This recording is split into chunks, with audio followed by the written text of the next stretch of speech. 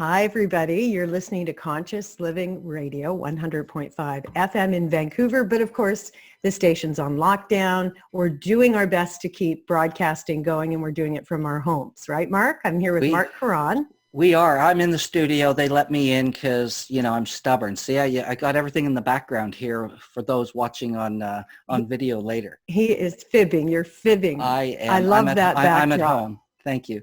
Yeah, I'm actually been really enjoying the time at home and having the opportunity to catch up on some things, start some projects, and it's been an interesting time. And you were saying that viewers or listeners, well, listeners and now viewers too, because we're doing this with video, are enjoying seeing our homes in the background. And I was thinking, yeah, like on TikTok, where all of a sudden you've got somebody run behind you with some bizarre little animal head on and strange attire. I know. Which actually does happen in this house. Well, I think this is the one opportunity in these times is the opportunity to actually, step out, do something different. And we're seeing a lot of people online. They're going to, new forms of education, information, entertainment. And I'm just kind of riding with the trend and enjoying the process of learning a lot in terms of the tech side and things. And I'm just really happy that we're able to produce fresh content for Conscious Living and for our viewers and our listeners, and of course for Co-op Radio, because with Co-op Radio being closed right now for the studios, they're actually, not having as fresh and up-to-date content because they're doing, more pre-records and things. So it's great to be able to bring this content. So I thank you, and I thank our guest today for being available to do this. And I'll be introducing in just a moment Ananda, but let's just talk for a second about Co-op Radio, because it's 45 years young, old. It's been around a long time, and it's offering, the fact that we're still doing this during COVID, and I think it shows the station's commitment to representing voices in the media that are underrepresented, let's say, and other slants. And so for sure, the mandate of the entire station is to keep going, and even during this time. And it's a fundraising time where normally we'd be doing some incredible fun events to try to raise money for the station, because we're commercial free, so we don't make money that way. If you want to help us stay afloat, even $5 a month. I mean, I know people are worried about finances right now if you're not working. I think a month keeps one show alive for an hour. And but even $5, whatever you could afford, if you want to go on the website Co-op Radio in Vancouver and donate, we would really, really appreciate it. Yeah, and if you do happen to hit consciousliving.radio.org as well, there's a button there for people to donate. You can donate all year long because it is a volunteer thing that we all do to bring this programming to you. So I just think it's really important to share that. So thank you for that, Tasha. Yeah, and so I want to say one more thing too, just on that in terms of the programming. For Conscious Living Radio, we may have some more episodes coming up for them as well, because they've been asking us to fill some slots. So they're keeping up, and that's their commitment to, having fresh content. So, listen in, be odd times, but it's just something that we're doing to help support the station as well. So. And I know I have to be careful, because when I'm so happy these days, and I know, Marc, you share in this too, and it doesn't quite match. I know a lot of people are anxious, and so it's very odd to feel so much joy at a time of such intense suffering for many people. And I don't see it as a contradiction, but I do find I get some reactions sometimes that don't quite understand. So I've got an awareness of it, but I want to tell you what it is I think at the core of my happiness. And it's a quote by Viktor Frankl. He said, "When we are no longer able to change a situation, we are challenged to change ourselves."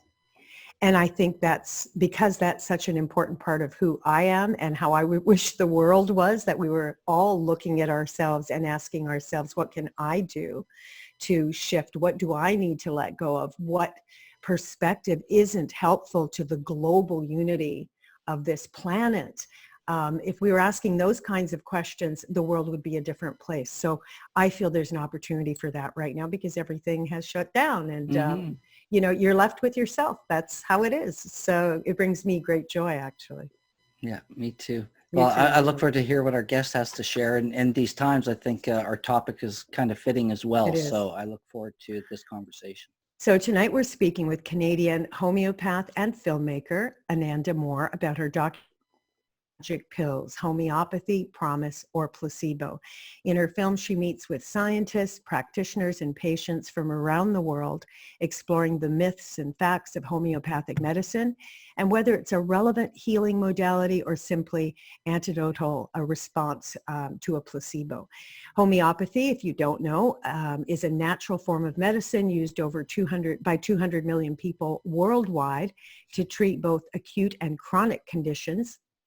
It's based on the principle of like cures like. So in other words, a substance taken in small amounts will cure the same symptoms it causes if taken in large amounts. We're going to hear more about that. These medicines don't cause side effects, and so they can be used with a qualified homeopath guiding you by people of all ages, children, breastfeeding women or pregnant women. Ananda graduated from the Ontario College of Homeopathic Medicine in 2005. She went on to study with some of the most homeopaths and opened her clinic in Toronto, Riverdale Homeopathy. She has also served on Ontario's homeopathic regulatory body, as well as the board of Ontario Homeopathic Association. Welcome to the show, Ananda. Thank you so much, Tasha and Marc. It's lovely to be here. So before we dive into I'm hoping data, I am still hoping for that. What prompted you, let's get a little personal so people get a feel for who you are. What prompted you to become a homeopath? Well, when I was in university, I was taking a course on witchcraft and the occult. And yes, sister. Yeah. And in this course, they brought up the subject matter of homeopathy. Only the way it was taught and thought about, it was very hard to believe that homeopathy could be a real thing. And what's hard to wrap your head around from like an initial perspective is this idea that we're diluting remedies. Our medicines, our homeopathic remedies are made from a substance that is then diluted to the point that according to the basic laws of chemistry, there should be nothing left behind. And then the question is, well, how can that do anything? And I was very, very skeptical of homeopathy. It didn't make sense to me. I thought people were very gullible to believe in such a thing. And lo and behold, I was backpacking through India. I had a friend with me, this German girl, whose mother was a homeopath, and she was carrying her little homeopathic kit with her. And one day we were in a place called in a place called Hampi. And I woke up one morning very, very sick. And she went to her little kit, pulled out some magic sugar pills. I thought I would humor her and took those pills. And so quickly I was completely astonished by how fast I felt better. And the place I was staying was actually full of people who'd become sick that morning. There's probably some kind of food poisoning that had gotten for days, and I was fine after about 15 minutes. Mm-hmm. And that's when this idea of homeopathy started kind of percolating in my mind. Until that point, I was planning on going to law school. This was right after finishing my undergrad. Then I went to go see a homeopath, and it changed my life. I'd been dealing with lifelong depression as long as I could remember. That was just the state I was in. And after seeing the homeopath and taking these remedies that were prescribed to me, over time I started to feel better, and this way I perceived the world and perceived myself was gently eradicated, I would say. So yeah, I still feel sad, I still have my moods, but as a whole, it's not a state that I get stuck in. And where did the concept of homeopathy originate? So it was, the real basic idea of homeopathy has been around for thousands of years. You hear the ancient Greeks discussing this idea, this main tenet of like cures like. So people like Aristotle, Paracelsus, Galen, all refer to this notion that like cures like. So it's not a new idea. We find it in indigenous medicine. We find it all over the place. But it was actually codified and created into an actual system of medicine around 200 years ago by a German physician named Samuel Hahnemann. And he became very disillusioned with the medicine available to him. At one point, he actually quit working as a doctor because he felt that the tools that he had to treat people were actually hurting them further and killing, like venesection and bleeding people and mercury and these very dangerous substances. And medicine has changed a lot since then. Mm. But he thought there had to be a better way. And one day he became a translator of medical texts, very sought after in that way. And one day he was reading a text by this doctor named Cullen, who was talking about cinchona bark. It's very interesting to bring this up because cinchona bark is what the source of quinine, which is an anti-malarial, and it's where chloroquine and hydrochloroquine come from, which we were hearing a lot about right now in the news. Mm-hmm.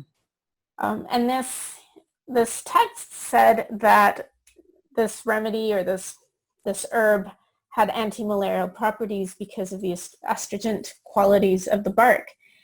And Hahnemann thought himself, well, that's kind of silly.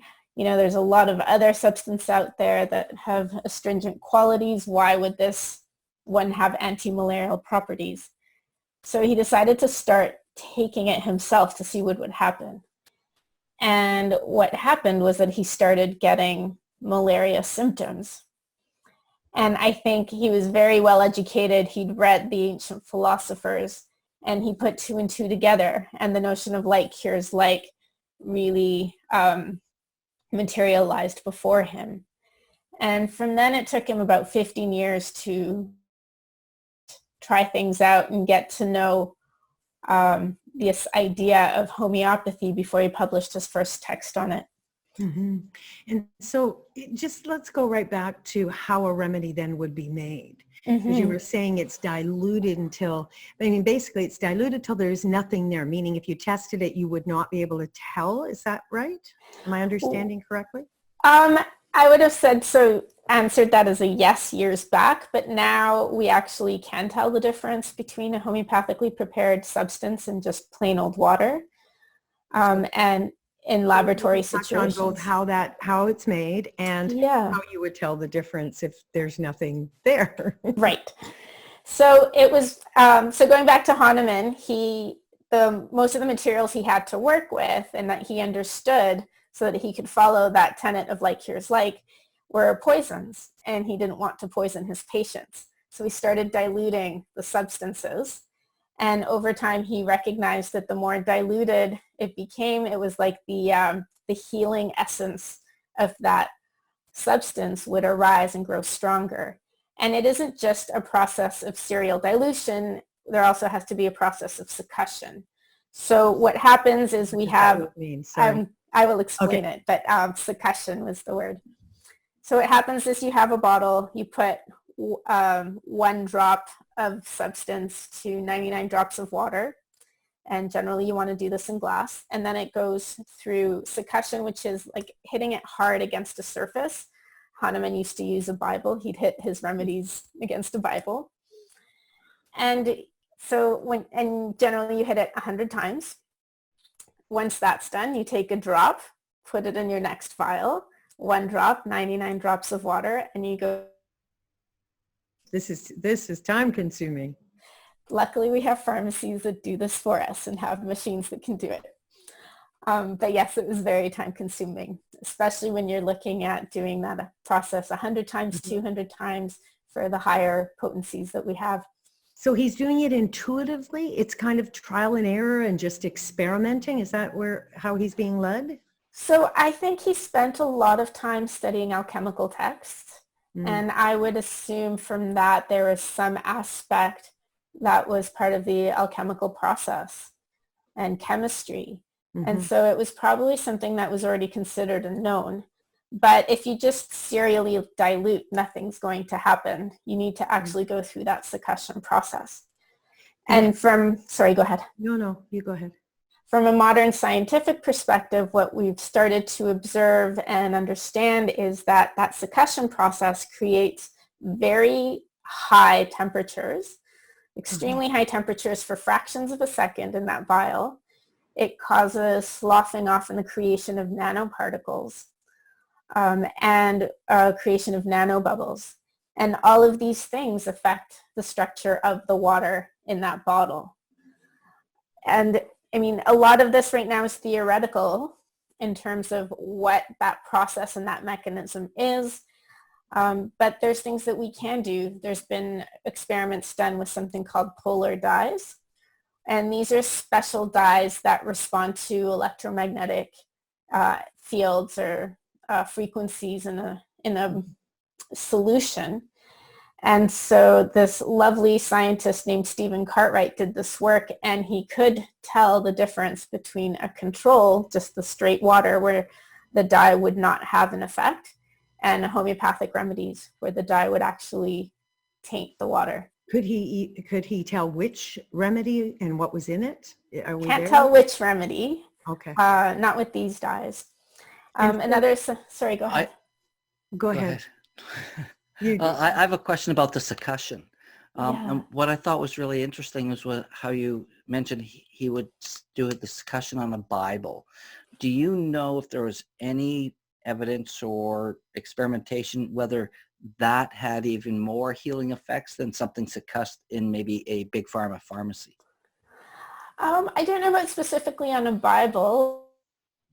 Handmade remedies are more potent. And I think I've had that experience myself. I've had remedies that were made in Mexico by hand. There's also one of the pharmacies that I quite like to use in Europe that also hand makes their remedies, and they're a lot more expensive. And sometimes I think I can tell the difference. But, you know, I don't know if anyone's really done a study on that, or if it's more than anecdotal and observational. Mm-hmm. Well, I mean, the whole field is of interest to me because I've always said I'm not science girl. My science is my experience. And then I don't need proof. If I feel something, why would I need any kind of proof? Really doesn't even matter to me if it was a placebo, if I felt it differently. Mm-hmm. However, for the sake of this interview, and if I can share a quick story of I knew nothing about homeopathy. I didn't know the word. I didn't know what it was. But I'd just seen a dreadful car accident and pulled up. I left it and I pulled up in my driveway. My friend was following me, pulled up beside me, and I was literally shaking. It was horrific, and my fight flight was completely activated. So it was visceral kind of shaking. And he goes in his glove box and he goes, "Open your mouth," and like a bird I do, and he puts a drop of rescue under my tongue. And I'd say, I don't know, 30 seconds where I was no longer shaking. Mm-hmm. And I went, what the hell was that? So I came at it from a feeling experience. And you can say, of course, that's anecdotal, but I didn't have any information of any sort. I wasn't thinking about anything. I mean, I listened to him. Someone asked me that, why did you open your mouth? And I went, well, I was in shock and scared, and my friend, I don't know. Marc, you can test it out next week. Tasha, open your mouth. Yeah. What I love about that story, Tasha, is, you know, you trusted someone, they gave you something and it worked, and you weren't even sure exactly why, or, you know, you're just like, okay, in shock, whatever. Right. And in that moment, like say 30 seconds, that's a pretty quick It was quick. Change. It was so quick. Mm-hmm. And so I want to ask you, because I know homeopathy, and we're going to get to how it works with viruses and talk about COVID, which is super, I'm sure, interesting to everyone at this time. But so is the emotional aspect, because people in isolation are, like, as I said at the top of the show, I mean, I happen to be happy, but some people are not, and they're worrying. And so it seems to me that energy, which is also difficult to map out scientifically. I mean, quantum physics is kind of getting on board now. But the truth is, energy and working with energy, is that, when I think of this remedy, is that what's in there? Is it an energetic component that can't be measured by the naked eye. Like I would say, that's how I feel in my relationship with energy. I feel it. I don't need to measure it. Does that land at all in this field? Sure. And traditionally we talk about homeopathy being an energetic medicine. Okay. But the question is, how is that energy being carried and how is that energy being transmitted to the body? Right. And now, because of work that was done at the Indian Institute of Technology in Mumbai, we actually have evidence that there is source material in our remedies. Right. So there is actually something material there. And whether that acts on us or informs the remedy or does nothing, we're not really sure. But it goes against that argument that there's nothing in our remedies. And this work's been replicated in over a dozen labs around the world. So we've seen it under different electron microscopes for different remedies in different laboratories. And in India, you mentioned India. I mean, it's a really go-to form of medicine for millions of people, right? It's compared to our relationship, the Western culture. There are places around the world that have a very different relationship with homeopathy. I wonder if you can touch on that. Sure. India has its own traditional forms of medicine, so they've always been very open to different ways of thinking. And Indian medicine in many ways is the precursor to conventional medicine that we have today, and it informs Chinese medicine and so on. And it was one of the first places that had surgery. So India is very open, very developed, and the current Prime Minister Modi, when he came into power, he felt that there had been a lack of attention paid to these traditional Indian medicines. And they were covered under the Ministry of Health for homeopathic hospitals, but he felt not enough attention was being put in these areas. So he actually separated the Ministry of Health and created a whole new ministry, and he called it the Ministry of Ayush. And Ayush is an acronym for Ayurveda, Yoga, Unami, Siddha, and homeopathy. Nice. So it's part of that medical landscape of the country. They have wonderful homeopathic hospitals. I've been to some incredibly advanced hospitals in India, which are primarily homeopathic, and they work hand in hand with what we call an allopathic or conventional doctor. And there isn't that same level of controversy or threat when they can actually work together and harmonically improve the other's practice. Right. So I think it's quite lovely that way. And for, I think, about 20% of the Indian population, homeopathy is their primary, if not only, form of medicine. And I know Cuba's had some great success using homeopathy as well. Yeah, so in the film we look at the situation in Cuba, and there is this pharmaceutical company called the Finley Institute, which was Fidel Castro's baby. He set it up because he really wanted to deal in preventative medicine. Mm-hmm. And traditionally, this pharmaceutical company was dedicated to vaccine production because that's how they saw prevention happening. And they became very interested in homeopathy after seeing some results that happened with what we call homeoprophylaxis, or the use of homeopathy in disease prevention that had happened in Brazil. And they wanted to experiment with that and follow suit. So in the film, we look at a very specific incident of an epidemic of a disease called leptospirosis. And many of us in northern countries aren't familiar with this disease, but rest assured all your pets are vaccinated against it. And it's a disease that's passed through the urine of animals when they're standing water. So in events like hurricanes, where there's water everywhere, it becomes very difficult to avoid, and it can become an epidemic. And this was the situation that Cuba was experiencing in 2007, when the eastern coast of Cuba was hit by hurricanes. Now, what's really interesting is that the Finley Institute is the only place in the world, the only pharmaceutical in the world that makes the human vaccine for leptospirosis. And this year they didn't have enough for the population of the area that would require it. And on top of that, it takes, I think, 2 or 3 months to actually take effect in 2 doses. Mm-hmm. So you have an emergency situation right now. What can you do? And they just went totally out left field and said, let's try homeopathy and see what happens. In a matter of 2 weeks, they got Remedy to 2.5 million people. And it completely amazed them that they stopped the epidemic in that period of time. And not only did they stop the epidemic, but the cases went below historical levels and stayed there for several years. Wow. And what's really, really cool and kind of sad, but for our situation here very helpful, was that the following year, the entire island of Cuba got hit by very severe hurricanes. It was the worst year on record. And what they could see now is they had a control group, the side of the country that didn't receive the intervention, and then the side of the country that did. Mm-hmm. And what happened was that cases of leptospirosis went up over 20% across the island.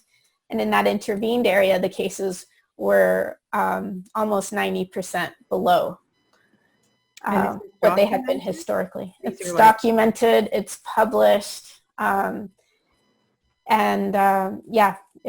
I got to document it in the film. I went out there, I met with the scientists who had done the work. We show the real effects of what these hurricanes have on life, the destruction of homes. It becomes very almost visceral when you can see what that actually means. Right. So I'd love to get into the historical use of homeopathy during epidemics, because you've got some information about like the Spanish flu. Let's start there. So that was 1918. And I think you say it had a lower mortality rate relative to allopathic treatment of the flu. Is that right? Yes. How was that documented? So it's very well documented because at the time there were homeopathic hospitals all around the world. The military had homeopathic doctors as well. And this wonderful doctor out of Montreal, Dr. Andresen, spent a lot of time collecting data. He's got over 10,000 cases that were documented that he collected to see what was the success rate. And it's not only him. We've got, Sandra Perko wrote a book on the subject matter, and other people have written many articles. And what we can see was that homeopathy at the time had a mortality rate of less than 1%, around 0.7%, depending on average, looking at the different hospitals, where Western medicine had a fatality rate of around 20%. Now, the thing to note is this was before antibiotics existed, or there was a broad use of antibiotics. But now, if we look at those numbers and compare them to the success rates of conventional medicine in treating pneumonia, we're still doing better back in 1918 than conventional medicine is doing now. So when you can compare the two, homeopathy was still the more effective modality for treating pneumonia, which is the end state of these flus. How is that information relevant in this pandemic? Well, we're looking at basically COVID is killing people by creating a cytokine storm, which involves the lungs and looks like a pneumonia. And that's what we're treating. But we're seeing as a homeopathic community and the scientific community that maybe there's a little bit, COVID might represent something a little bit different than how a flu would respond in the body. Some scientists are saying that it's actually probably affecting the blood and iron molecules in our blood, and disassociating the iron from our red blood cells. And that could be why oxygenation to the body is low, and why the lungs become very irritated. And that's actually a toxic effect to the iron that's now loose in our body and in our lungs. But we know from the past 1918 isn't the only example. Homeopathy has been used as a preventative since the time of Hahnemann quite successfully and documented. And so it would make sense that we could apply it in the same way today. And homeopaths around the world, we're gathering, we're communicating, we're sharing data, we're collecting data to see and to learn how to treat the current epidemic or pandemic.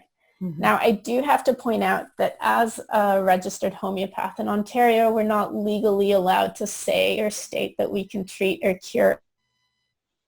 And the FDA is now going after people who say that they can treat or cure COVID or even mitigate the symptoms of COVID. So we have to be careful about our language. We're going to get around that because we're going to talk about what they're doing in China and maybe I think Switzerland. I know what was cool about Switzerland. And Tasha, can I interrupt one moment, please? Can we do some call letters? I was about to. Awesome. What was cool about Switzerland is that the studies they've done have led to public health insurance program covering homeopathy, which I love. And so we will come back and get really specific about what Hong Kong and other countries are actually recommending to do during COVID. We are Conscious Living Radio, 100.5 FM in Vancouver. And we also would love to invite you to support Co-op Radio, which is the station that we're on, and that is just commercial free. We need your help. It's all by donation. So go on the website. You can go on consciouslivingradio.org and make a donation there, whatever you can. Are you happy, Marc? I'm always happy, Tasha. I'm starting to watch the time, and because I realized Zoom, as we do this in a different way, Zoom doesn't have a timer. It doesn't tell me, so I'm watching in a different way. Yeah. So that's all. It's all good. This is adapting with the times. We are. But let's go back to COVID because, obviously it's what's on everybody's minds. And we're going to talk about how it's being handled in other places. So let's start with Hong Kong because the Homeopathic Association supposedly has specific remedies for corona that are available in pharmacies throughout the country. And they state the recommendations. I'm going to try and, maybe you'll help my pronunciation. Do you want to? Sure. Okay. So I think one of the first remedies they recommend is gelsemium. Yeah. I think they're recommending arsenicum album and bryonia, if I'm recalling correctly. And one with an E, EUP. Eupatorium. So what are they exactly? And how would you know, how is it being handled? How would you know how much to take if you can't get to a homeopath? Well, that's the thing. One is I recommend trying to get a hold of a homeopath because everyone is an individual and will present symptoms a little differently and may need a different remedy. But some of the key remedies that are being discovered around the world as the main ones in early stages could be a remedy like phosphorus. Which is one of the most common remedies, easy to get at a pharmacy or health food store. And, just the first very generalized symptoms of malaise, soreness in the chest. It can be fearfulness and anxiety. Another remedy, which is great, we use homeopathically a lot at the beginning of any illness is aconite, and we're finding that aconite at the very beginning of an infection might be what's called for. Any kind of infection, viral or bacterial? Correct. Aconite. And aconite. What is it? Aconite is monk's hood. That's the name of the plant. Monk's hood. Hood. Yeah. Cool. And is it also readily available? It's also readily available. Mm-hmm. Gelsemium, which the Hong Kong Association recommends, is the key symptoms in that are a heaviness, dizzy, droopy. So the real element of that is an exhaustion and a heaviness. And if that's the key thing that people are experiencing, that could be a first good remedy. In India, they came out with a remedy by Ayush that arsenicum album could be a good preventative remedy. They've recommended it many times. When I was there filming, it was during an H1N1 epidemic, and they were handing that out like candy, and people were lining up at hospitals, at different conferences and events and homeopathic offices in order to pick up that remedy. And I'm sure very similar things have happened in India now with arsenicum. And you mentioned HIV. I guess is that what's homeopathy, how homeopathy is helping in Africa as well? Is it that particular what is that? The arsenicum album. In Africa, what we talk about in the film with Jeremy and Camilla Scher and Homeopathy for Health in Africa, well, Jeremy is one of the great homeopathic teachers of our time, I believe, having spent quite a bit of time with him and as a student. And he's what we call a classical homeopath. So when he sees his clinics, he sees these HIV and AIDS patients come in, he actually takes each individual case and prescribes on each person's symptoms. So it isn't that they're going to be using the same remedy all the time. Some remedies are more consistent and come up more often than others, but there's still that individualized process. So it's not like I can say this remedy is for this disease. It doesn't always work that way. Mm-hmm. But with an epidemic or a pandemic, we have something that we call a genus epidemicus. And that means once you have a clear picture of the totality of symptoms of that epidemic, we can make a pretty good guess as to what may be the right remedy, or the top 5 remedies, the top 3 remedies that are most likely to help. Right. Mm-hmm. So sorry. I was just saying, so that Marc. being said, does that mean if you're looking at something to recommend for someone with COVID, that each person would literally be a different remedy? A slightly different remedy, and people can do a little bit of research online to kind of try, if they don't have the help of a homeopath, to try and see what that remedy that most suits their condition is. Now, I don't want to dissuade anyone from getting medical treatment when they need it. We often say take the remedy and go to the hospital. So hopefully we're helping you on your way and with the process, but you don't want to endanger your life either. Right. So other remedies that have come up quite strongly for us are antimonium tartaricum, again, widely available. And then in later stages of the disease, camphora and carboveg are some of the key remedies that are coming up. So if you can get that remedy to someone while they're undergoing their medical treatment, then hopefully you're helping them and helping the efficacy and effectiveness of that treatment they're receiving. Right. Median, why is this such a big threat? Like when you talk about both, does that take the threat out of there? Is part of the idea of the threat that mainstream medicine thinks you're saying do this instead? Is that what the fear is, or what's your take on it? Because you basically say the media distorts the truth, omits information, and that all these clinical trials and studies are not being published as they should be because of systemic bias. So just maybe you can give us your take on that. I want to also add that they are being published in good peer-reviewed journals. They're just not receiving any media attention. Oh. And actually studies that aren't published in peer-reviewed journals are the ones with very poor methodology, are the ones that receive all the attention. And I would say there's a lot of information out there outside of the mainstream as well. Absolutely. Media. And that's the difference I've been seeing. Yes, and I'm very thankful for that. So there's the mainstream media, and if we really want to get into the politics of things, we can look at where the funding for the mainstream media comes from.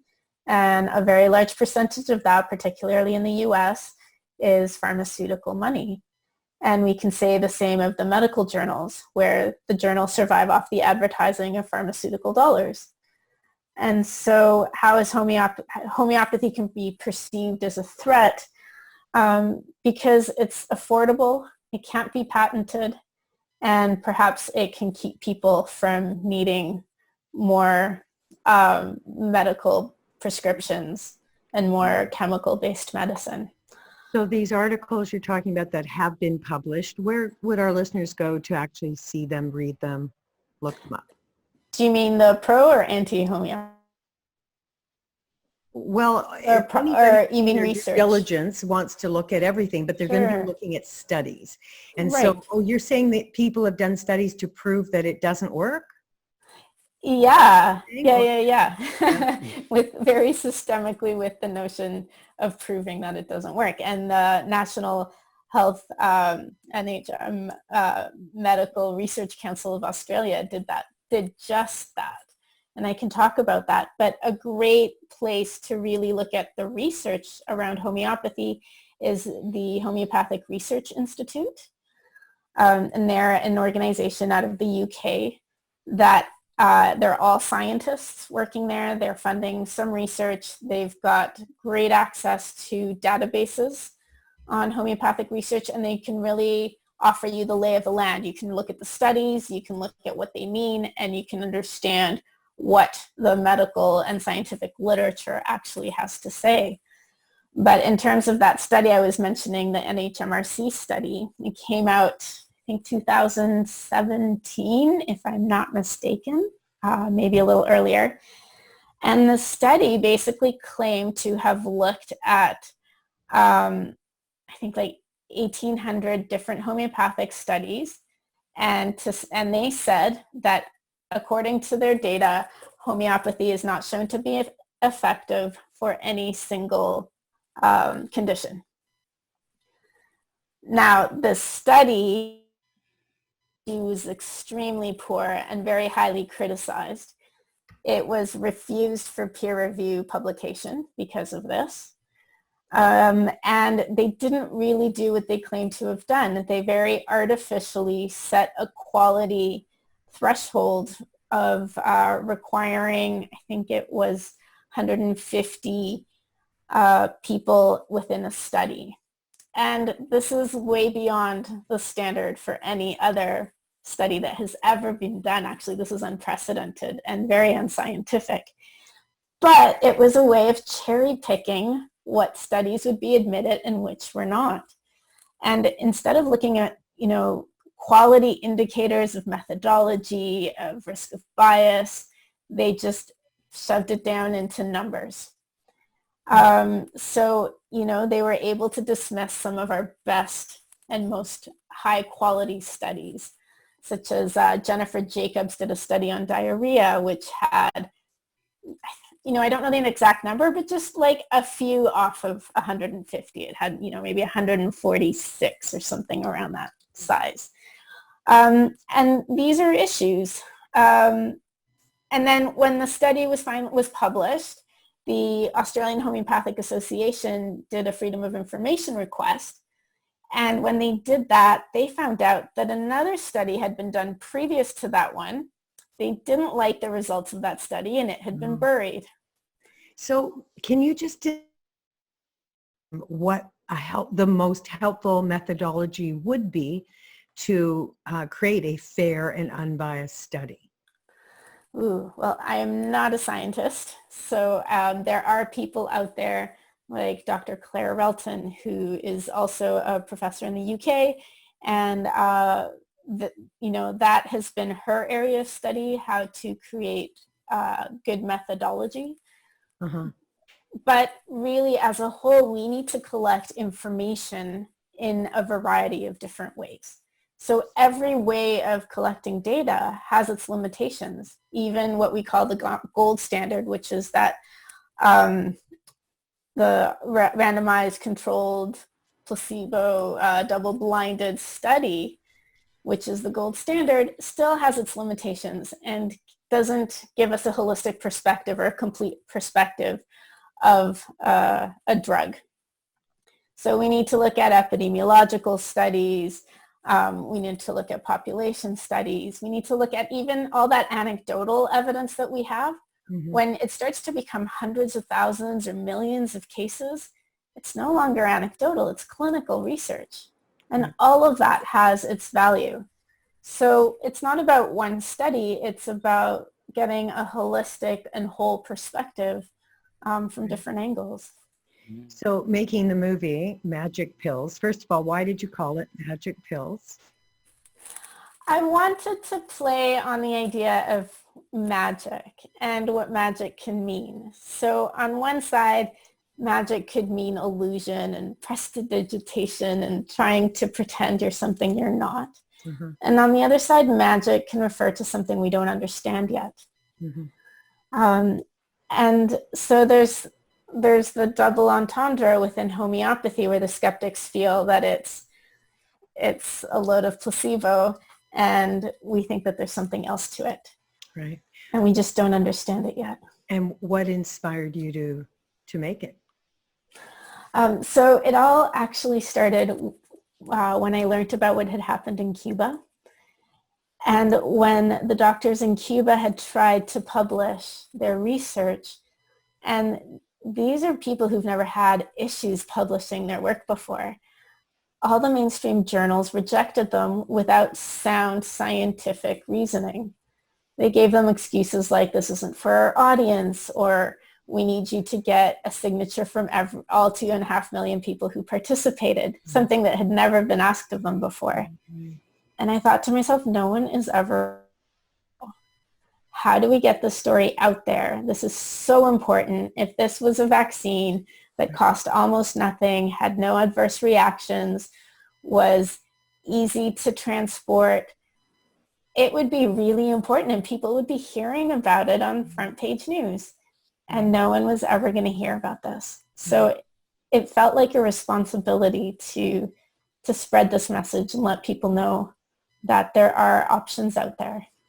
What is that the takeaway you want people to have? What would be the most important thing you want people who see your film to understand?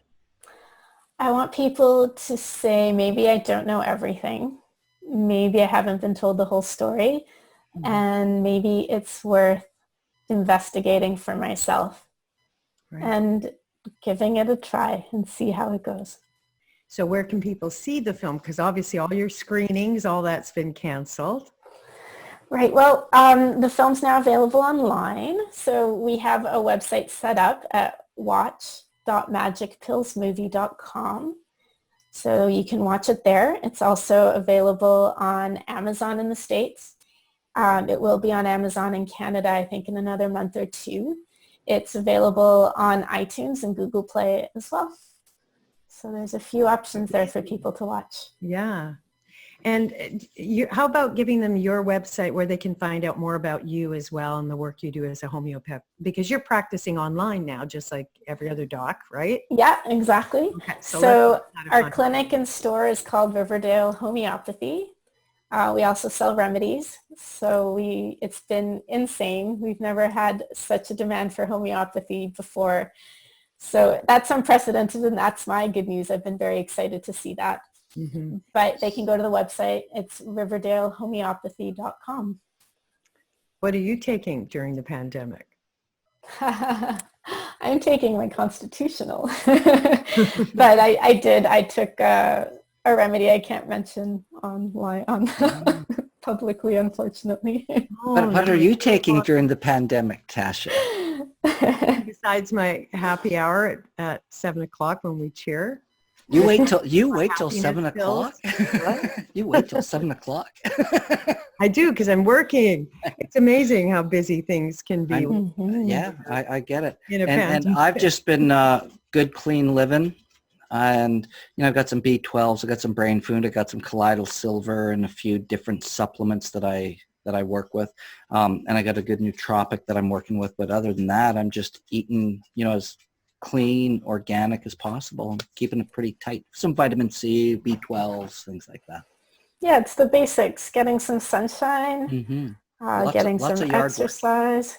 Perfect. Mm-hmm. And if somebody's super anxious and, people are worried about, will I get it? And what about work? And, the kids, the dog.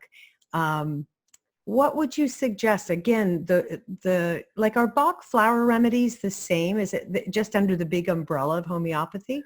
Bach flower remedies are very similar, but the way they're produced is different. And Bach himself was a homeopath. Okay. So he also helped develop a whole other set of really interesting remedies that we have. But for anxiety and stress and, just generally. For anxiety and stress, I think, as you mentioned, rescue remedy is fabulous. And arsenicum, which is the remedy that was prescribed or that was recommended in India, is actually a great remedy for arsenicum, for restlessness and stress and fear. And so is aconite. Aconite is one of our key remedies for trauma, post-traumatic stress, for anything that, and I think what's going on right now is that we're going, for many people, through a collective trauma. Yeah. So I think it's an appropriate remedy in that way. And do you have any sort of final thoughts, anything I didn't ask you that you'd love our listeners to know about?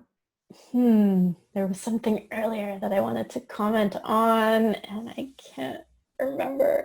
I mean, if you have listeners anywhere in the world, actually, I'd like people to know that homeopathy is actually at risk in the US right now, along with other countries in the world.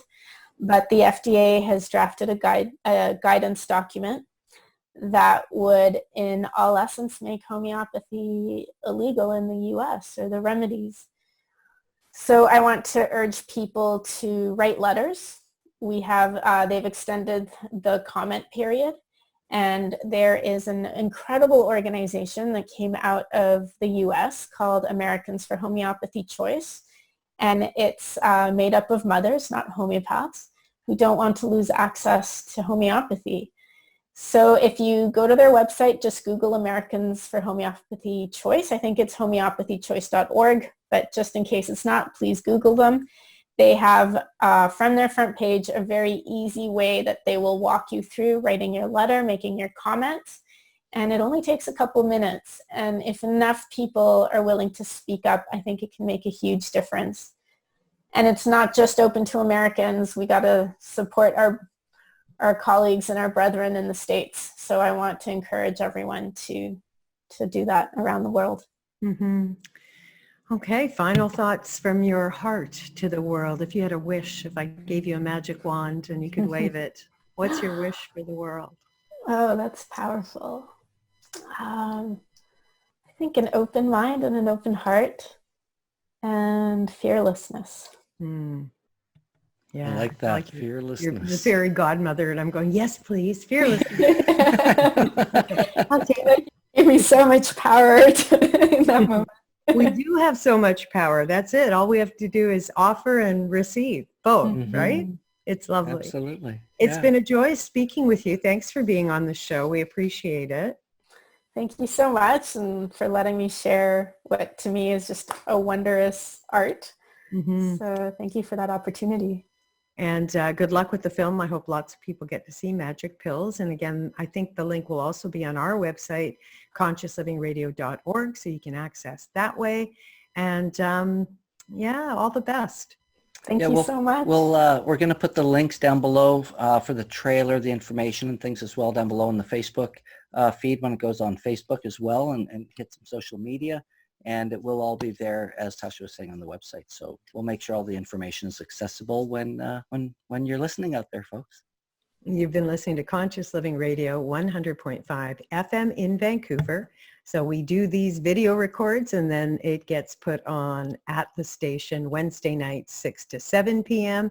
And it's been fun working from home. My name's Tasha Sims. And I'm Marc Caron. Catch you next week.